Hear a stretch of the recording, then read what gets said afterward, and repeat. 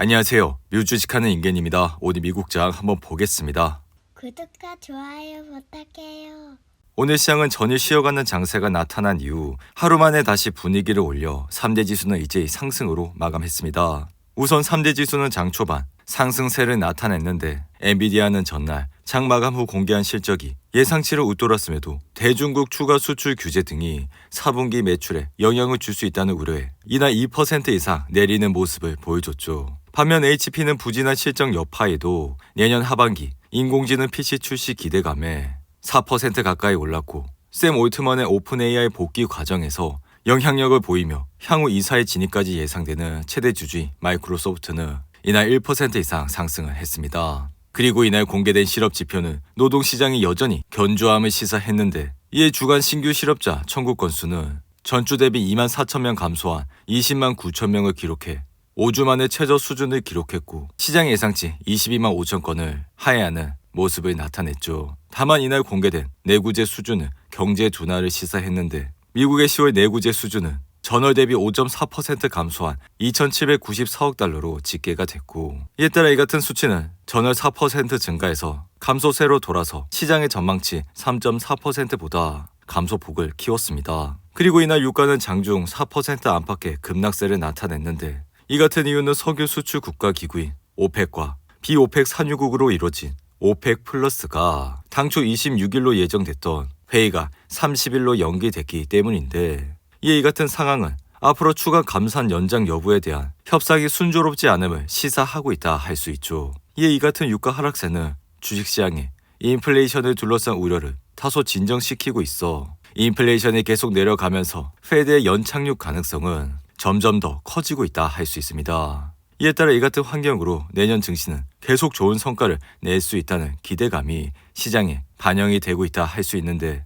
한편 인공지능 반도체 시장에서 사실상 독점을 하고 있는 엔비디아는 이번 실적에서 시장의 예상치를 뛰어넘는 수치를 기록했지만 이날은 2% 이상 떨어지는 모습을 나타냈죠. 하지만 월스트리트 애널리스트들은 지금이야말로 매수 기회라고 적극적으로 추천해 나서고 있는데 이에 지금 시장은 엔비디아에 대해 높은 밸류에이션과 중국 불안감, 여기에 AI 반도체 경쟁 구도 형성으로 부정적 요인이 있다고 보지만 개인적인 생각으로 앞으로 한동안은 엔비디아의 독주가 계속될 것으로 낙관을 하고 있습니다. 이에 엔비디아의 주가는 이날 2.46% 하락해 현재는 487달러에서 흐름을 이어가고 있고 엔비디아는 지난 10월 31일 407달러라는 저점을 찍은 이후 지속적인 상승세를 타면서 실적 전까지 20% 이상 급등을 하는 모습을 보여줬죠.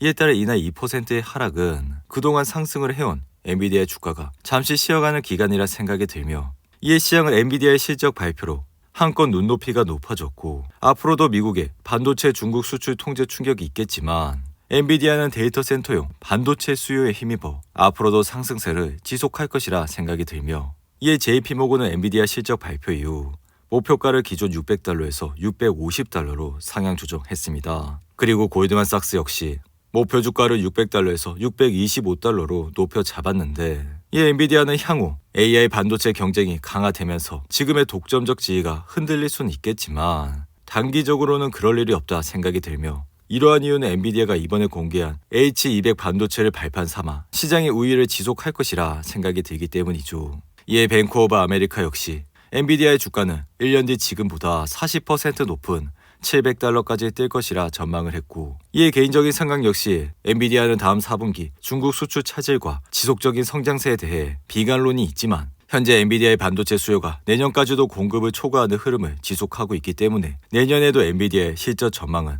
굉장히 좋을 것이라 생각이 듭니다. 그리고 다가오는 2024년은 금융 여건이 완화되고 이에 채권 수익률이 낮아지면서 주식이 상승을 하는 한 해가 될 것이라 생각이 드는데 이에 따라 인플레이션은 계속해서 하락할 가능성이 크며 이에 미국 경제는 경기 침체가 없이 연착륙할 것이란 시나리오가 주류를 이룰 것이라 생각이 듭니다. 이에 따라 페드뿐만 아니라 유럽 ECB와 같은 주요국 중앙은행들은 금리를 인하할 것으로 가격을 책정을 하고 있고 그래서 미국과 같은 글로벌 주식은 내년에도 좋은 상승률을 기록할 것이라 생각이 드는데 하지만 주식시장이 이렇게 상승을 하더라도 마냥 오르는 것이 아닌 이렇게 굴곡을 가지면서 우상향을 하는 모습을 보여주고 있죠. 이에 따라 내년에도 역시 이러한 우상향 속에 조정장이 오게 된다면 좋은 주식들을 분할로 담아가는 패턴을 이어가시면 될 것이라 생각이 드는데 한편 생성형 인공지능 시대에 전환을 일으킨 오픈 AI는 닷새간의 혼돈 끝에 결국 샘 올트먼을 복귀로 다시 안정세를 찾는 모습을 보여줬습니다. 이로 인해 올트먼을 전격 해임해 이번 사태를 일으켰던 오픈 AI 이사회 주요 멤버들은 회사를 떠났고 새 이사들이 영입돼 이사회의 쇄신을 이끌고 있는데,